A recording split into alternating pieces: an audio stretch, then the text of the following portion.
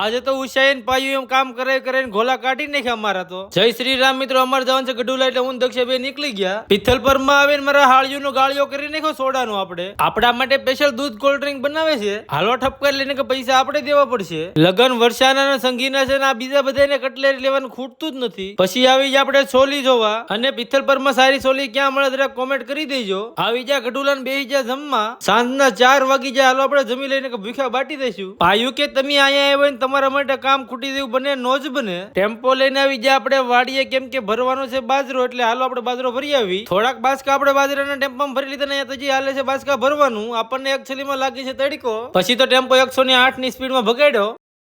બાકી થોડાક બંતન ભરી લીધા. આ બંતન ની ઉપર આપણે ઉષાને બેહાડવાના છે. ઉષા કે મારે ટેમ્પામાં નથી બેવું, પછી આપણે એને ગાડીમાં બેહાડી લીધા. ઘરે આવીને એક બીજું નવું કામ આદરી દીધું. આપણે કેટલા મહિનાથી ગટરના ભૂંગળું સંધાઈ ગયેલું હતું, એટલે આપણે નવું ભૂંગળું નાખી દીધું. ગરમીના પલ્લી જાય તો ઉષાને પાયું નથી કે લાવો પાવડો અમારી પાસે એમ. ભૂંગળા પર પેલા થોડી ધૂળ નાખવી પડશે, એટલે કે દબાઈ ન જાય ને એટલા માટે. ગરમીના પલ્લી જાય હાલો આપણે થોડા ઠપકારી લેવી. ઉષા કાંઈ વાંધો ને, તમે અહીંયા કામ કરાવો ને ક્યારેક તમે અમારા ઘરે આવો તમારો પણ વારો પાડી દો કામ કરાવવામાં. અમારો તો રાતના 10 વાગે જમવામાં વારો આવેલો, જમી લેવી. બીજા દિવસે સવારે આવી જાય ઘરે. નાલો બાય બાય, મળવી તમને બીજા વ્લોગમાં.